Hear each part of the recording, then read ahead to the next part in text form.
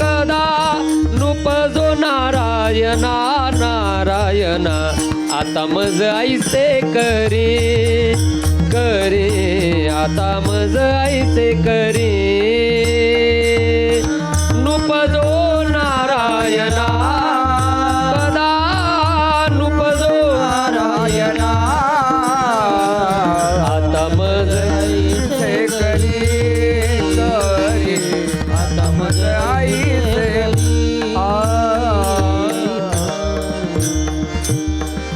एकदा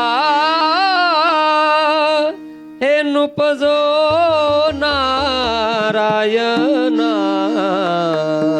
काय उपजो देऊ नको दुर्बुद्धी ते मना काय होईल महाराज तुमची जर बुद्धी वाईट विचाराला गेली तर बर्बाद होईल माझा परमार्थ कुणासारखा त्या सीतेसारखा भागवतामध्ये देखील 5व्या स्कंदामध्ये गोड विचार आहे श्रीमद भागवतामध्ये पंचम स्कंद म्हणजे परमहंस पदाला प्राप्त झालेल्या व्यक्तींचे चरित्र 5व्या स्कंदामध्ये बघायला मिळतात तर या भारत देशाला भारत हे नाव ज्या राजामुळे प्राप्त झालं त्या राजाचं चरित्र श्रीमद भागवतामध्ये 5व्या स्कंदात आहे त्या राजाचं नाव आहे राजा भरत त्यालाच आपल्याकडे जड भरत म्हणतात त्या भरत राजाने देखील प्रयत्न केला होता फार मोठा अज्ञान निवृत्त व्हावं यासाठी फार मोठा प्रयत्न केला पण त्याही राजाची बुद्धी कुठे गुंतली हरणामध्येच आणि त्याचाही परमार्थ काय झाला वायाला गेला तुकोबाराय म्हटले या सगळ्या गोष्टीचा अभ्यास मला आहे देवा म्हणून माझी बुद्धी वाईट विचाराला जाऊ देऊ नको केलेला परमार्थ बर्बाद होतो जर बुद्धी वाईट विचाराला गेली तर बुद्धी ही स्थिर राहिली पाहिजे विठ्ठल विठ्ठल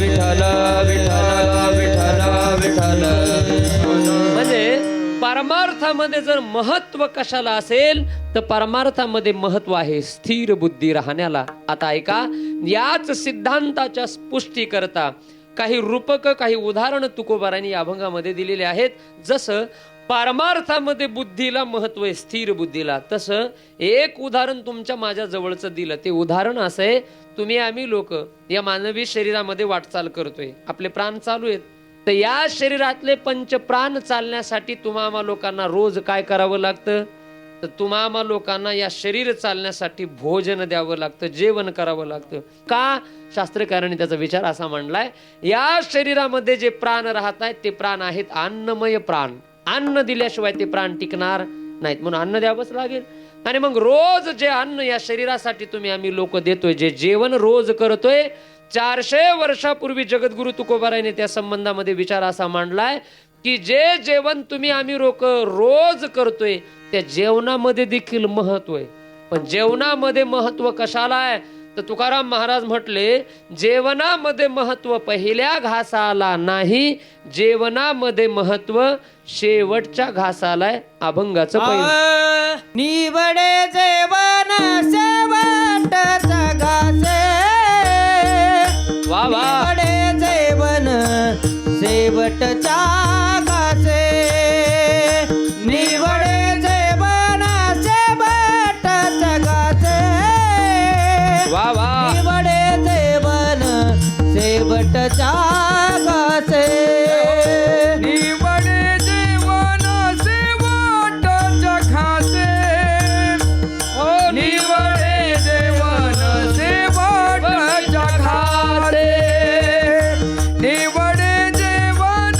शेवटच्या घासे निवडे जेवण शेवटच्या घासे होय त्याची आईचे कळई वा वा होय त्याच्या आईचे कळई न पाहिजे झाला बुद्धीचा पालट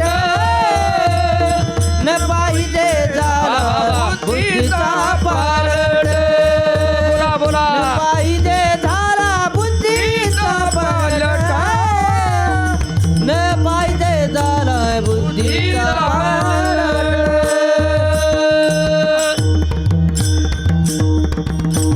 अभंगाच्या पहिल्या चरणामध्ये जगद्गुरु तुकोबाराय तुमच्या माझ्या समोर आपल्या जवळचं उदाहरण ठेवतायत जे जेवण तुम्ही आम्ही लोक रोज करतो ते जेवणामध्ये महत्व पहिल्या घासाला नाही, जेवणामध्ये महत्व शेवटच्या घासाला. म्हणून ऐका, जेवणाचा रंग सगळा अवलंबून आहे शेवटच्या घासावर. आणि हे 400 वर्षापूर्वी तुकाराम महाराजांनी अभंगामध्ये लिहून ठेवले. आणि मला वाटतं आपल्या सगळ्यांचा अनुभव देखील तोच आहे. म्हणून हरेक माणूस जेवण करत असताना नेहमी काळजी घेतो की शेवटचा घास कसा झाला पाहिजे, गोड झाला पाहिजे. एखादा जर जेवणामध्ये गोड पदार्थ असेल तर ते भाजी चपाती चटणी वगैरे सगळं आधी संपवतो माणूस. आणि एखादा गुलाबजाम जर असेल खायला तर ते हळूच बाजूला काढून ठेवतो ताटाच्या कोपऱ्यात. कशासाठी? जेवण झाल्यावर खिशात घालून घरी जायला का? नाही, कशासाठी? शेवटचा घास त्याचा असावा. कुठलाही स्वीट पदार्थ असू द्या, तो प्रत्येक पदार्थ असं वाटतं की ते बाकीचं आधी संपूर्ण टाकावं आणि शेवटी एक घास गोड व्हावा, तोंड आपलं गोड पडावं, चांगली चव राहावी, तोंडामध्ये चांगली रेंगाळावी.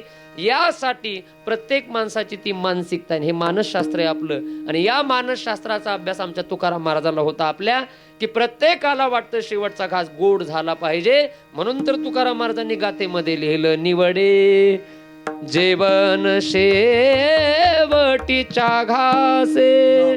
कधी निवडतं? शेवटच्या घासावर. आणि जर बाबा शेवटचा घास खराब लागला तर आधी केलेल्या जेवणाची चव माणसाच्या तोंडाला राहत नाही. उदाहरण आहेत अनेक. एक उदाहरण सांगतो 2 मिनिटात ऐका. पूर्वीचा काळ, रात्री एक माणूस झोपला, सकाळी उठून त्याला त्याच्या मुलीच्या लग्नाचा निरोप पोहोचवायचा होता पाहुण्याच्या गावाला. पहाटे उठला. पूर्वीच्या कालावधीमध्ये प्रवासाची साधनं काही जास्त नसायचे. मग जुने लोक प्रवास पायी करायचे किंवा बैलगाडीने प्रवास करायचे. तो माणूस सकाळी उठला, मुलीच्या लग्नाचा निरोप पोहोचवायचा होता पाहुण्याच्या गावाला. पहाटे उठलेला, बैलगाडी जुंपली, चैत्राचा महिना, ऊन तापलेलं. आणि प्रवास करत करत ज्या गावामध्ये जायचं होतं त्या गावामध्ये दुपारी 2 वाजता जाऊन पोहोचला. चौकामध्ये लोक होते. विचारलं, का हो, अमक्याचं घर कोणतंय? त्या लोकांनी सांगितलं, पाहुणे, हा जो समोर वाडा दिसतोय हा वाडा त्यांचाच आहे ज्यांच्याकडे तुम्हाला जायचंय. त्याने ती बैलगाडी सोडली आणि वाड्याच्या समोर जाऊन आवाज दिला. आणि तो माणूस म्हणतो, का हो, पाटील घरामध्ये आहेत का? तर घरातून दरवाजा उघडला. पाटलीनबाई आल्या आणि म्हटले, पाटील नाहीयेत. कुठं गेले? तालुक्याला गेलेत. कधी येतील? काही सांगता येत नाही कधी येतील. तुम्ही कोण? स्वतःचा परिचय दिला पाहुण्याने. का आलात? मुलीच्या लग्नाची पत्रिका घेऊन आलो तुम्हाला देण्यासाठी. ओळख पटली. आणि त्या बाईसाहेबाने, त्या महिलेने त्या पाहुण्याला आपल्या घरामध्ये बसवलं आणि सांगितलं, पाहुणे, एक 15-20 मिनिट थांबा, तुम्हाला लगेच गरम गरम जेवायला बनवते, जेवण करून जा, तसे जाऊ नका. तोपर्यंत एक काम करा, मी थोड्या शेंगा देते, तेवढ्या शेंगा खा. ऐका.